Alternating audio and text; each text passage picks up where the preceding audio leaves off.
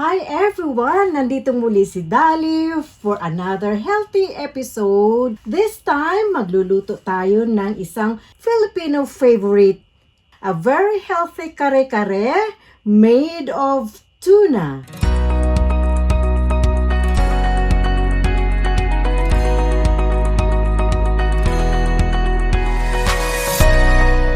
Of course, we have 1 pound of tuna. This is sashimi grade.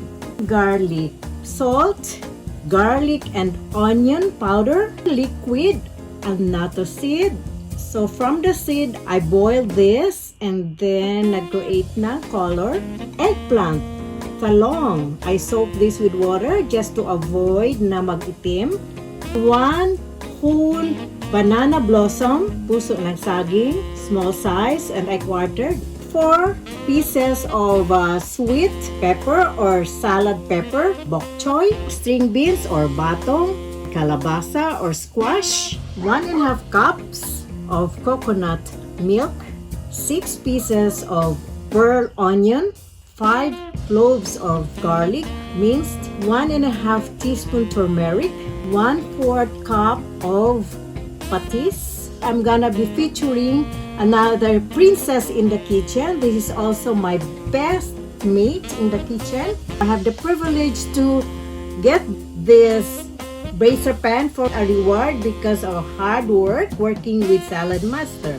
This one, I'm gonna be showing you that the handle or the nap is composed of 24 carats or 24K gold, as well as the strips on the handle. This is 24K gold.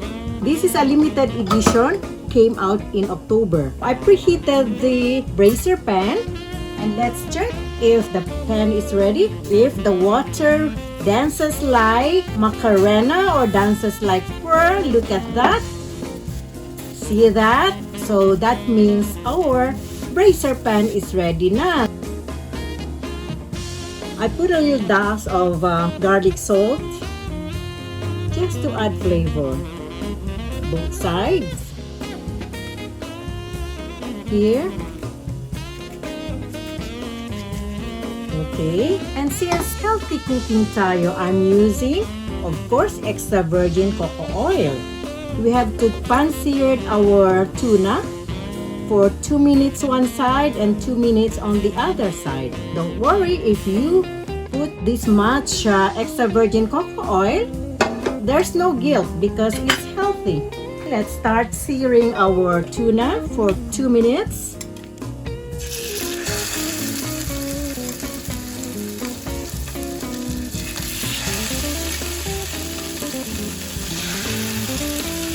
For those who have issues on health, you've got to be very careful on what oil to use. Of course, I am highly recommending this extra virgin cocoa oil.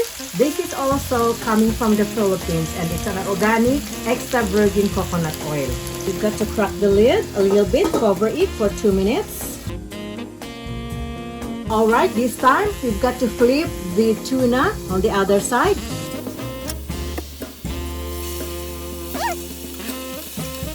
Excellent. Smells good. Let's give another 2 minutes for searing the tuna. And 2 minutes is up. It's high time to take our tuna out from the brazier pan.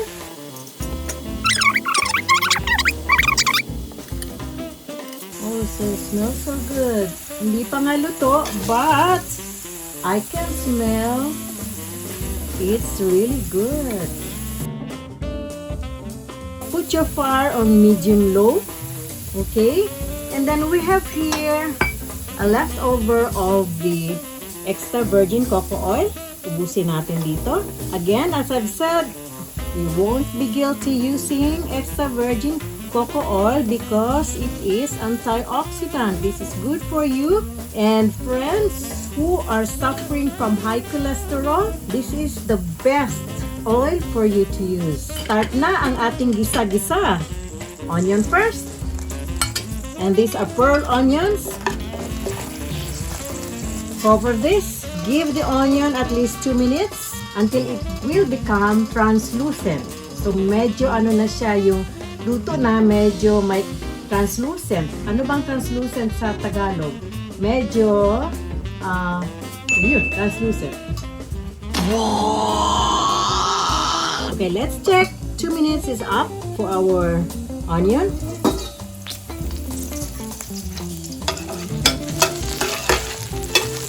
Then next is our garlic.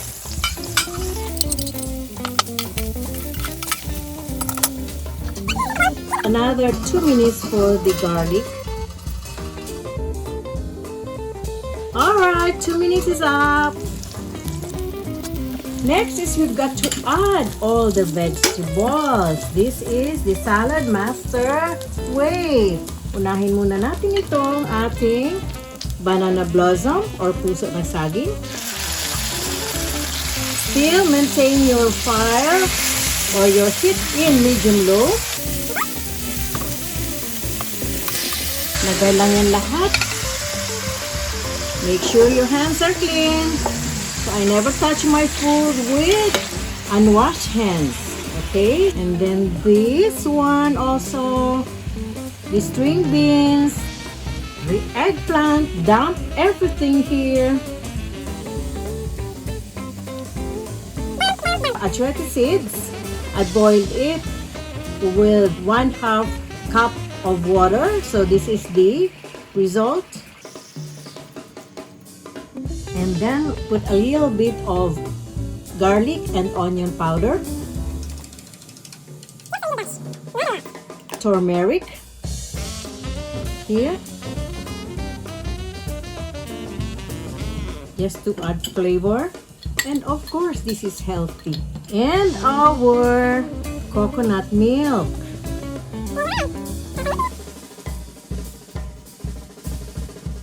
Bok choy. Our sweet pepper or salad pepper. Peanut butter. Just spread. Let's just mix this later. This is my way. Depende na anong gusto nyo gawin sa inyo, ha? Peanut butter. So there are several versions of kare-kare. So I opted my version to be this way. In lieu of the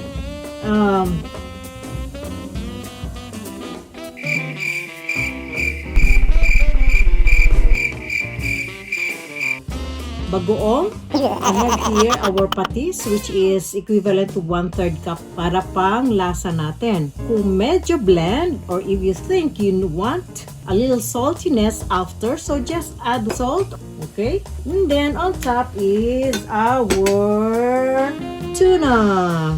I was there in General Santos City for 25 years and I know the tuna industry in General Santos City is very blooming. The largest supplier of tuna in the whole Asia and in Europe and in the US.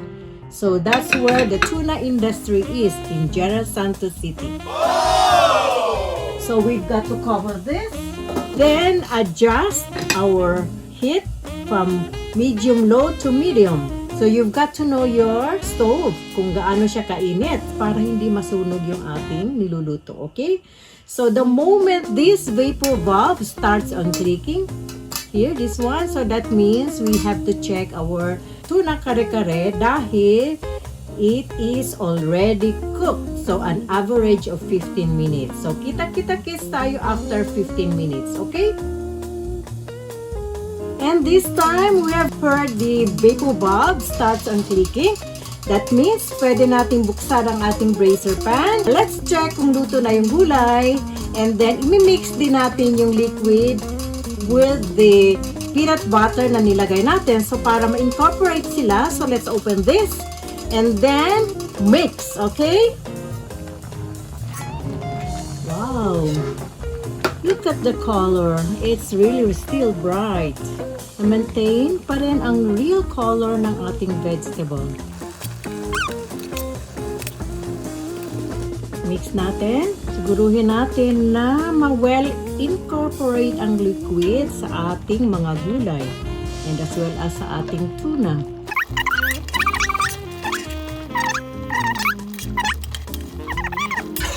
Smells so good.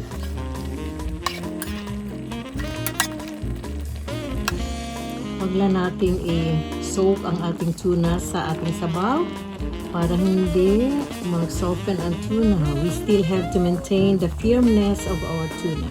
So, sa ibabaw lang siya, okay? So, let's cover again. Wellness through healthy food preparation prevents us from getting sick. Salad Master Cookware is a healthy cookware.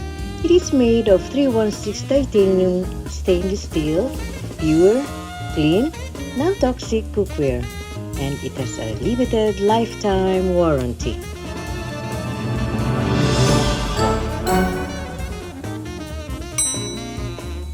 Alright, I'm excited! 15 minutes is up at titingnan natin ang ating tuna kare-kare.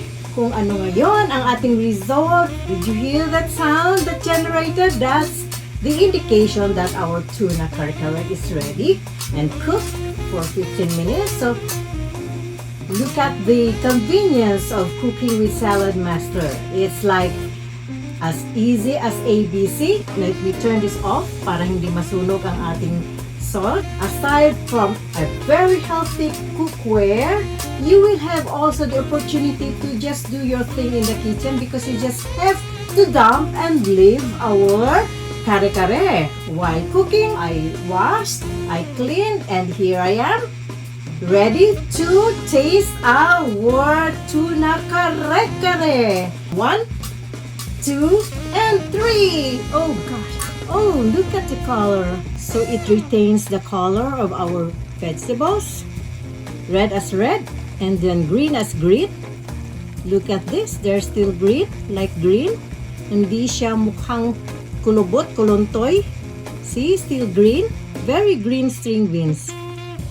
Okay. Alright. So our kalabasa or our squash. Look at this. Oh my God. I could not wait. The tikiman time. Okay, let's go plating. Let me take this off from the stove para mag-stop ang kanyang cooking.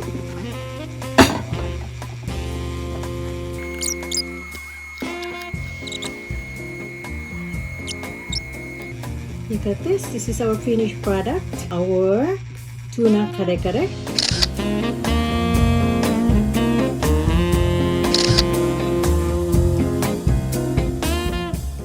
So it's tikiman time. Let's try. In here, oh, it's hot. It's flaming hot.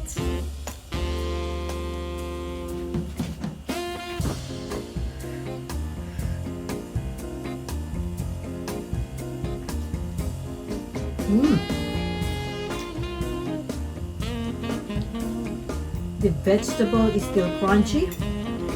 Hindi lata. Here, with the tuna.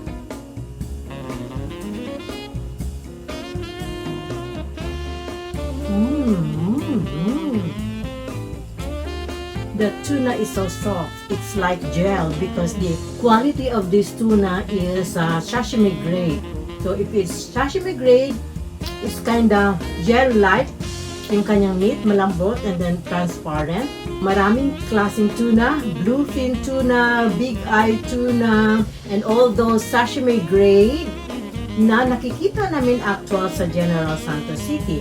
If you wanna try this tuna kare-kare recipe, just grab the recipe which is on my video. Kita-kits ulit tayo sa another healthy cooking episode from my kitchen to yours. Okay? Last,